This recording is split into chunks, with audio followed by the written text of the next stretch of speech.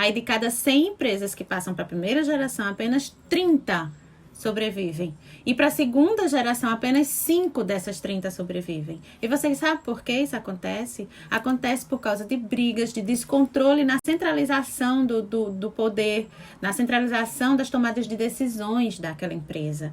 Então, empresas familiares, de acordo com o IBGE e com o Sebrae, elas são a mola mestra da economia do país. 65% do PIB são empresas familiares no Brasil, atualmente.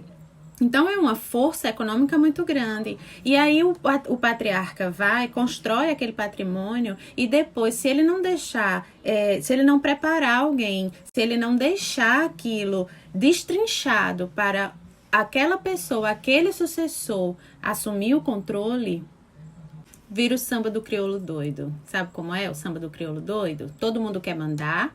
Todo mundo tem uma opinião, certo ou errada não importa, mas a descentralização do poder, o controle disseminado numa empresa é falência.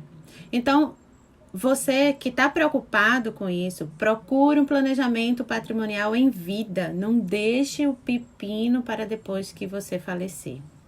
Certo? Isso é perfeitamente possível fazer dentro de uma holding patrimonial. Você deixar para determinado filho que seja, ou determinada pessoa, o controle daquela empresa quando você não estiver mais aqui. Isso é essencial para a saúde, para a continuidade e para a vida daquela empresa.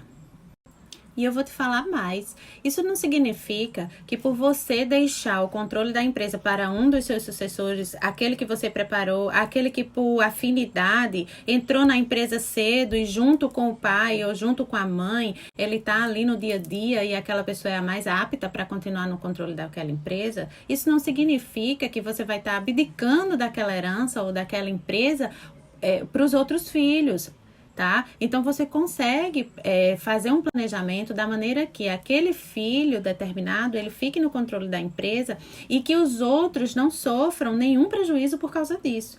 Isso é primordial, obedecendo sempre à legítima, obedecendo sempre aos ditames da lei, o que diz a lei, o que diz o direito de sucessão. Você quer um exemplo disso? É muito comum, por exemplo, vamos pegar hoje uma família, um pai e uma mãe que são médicos e construíram uma clínica e hoje nessa clínica funcionam serviços de exames, consultas, atendimentos, etc. E aí tem 2 filhos ou 3. Um desses filhos apenas decide ou tem afinidade em seguir os passos dos pais e aí faz medicina e está envolvido na clínica e conhece a clínica, tá? E aí os outros 2 filhos, um vai fazer música e o outro vai embora morar fora e estudar tecnologia, por exemplo.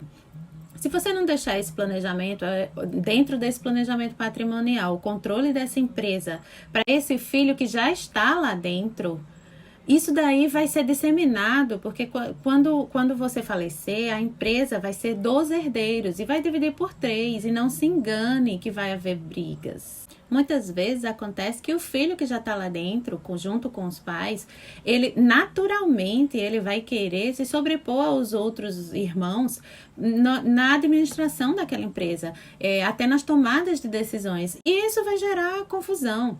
Isso vai gerar brigas, isso pode gerar desavenças desnecessárias, completamente desnecessárias. Você fazendo essa proteção patrimonial, você pode pegar aquela empresa e determinar quem vai ficar com o controle dela, respeitando a legítima, dividindo o seu patrimônio pareamente, de forma igualitária para todos os seus herdeiros, sem deixar ninguém de fora, determinando da maneira como você quer que seja feita, com o objetivo não apenas de evitar uma briga ou uma desavença familiar, mas da continuidade da saúde da sua empresa.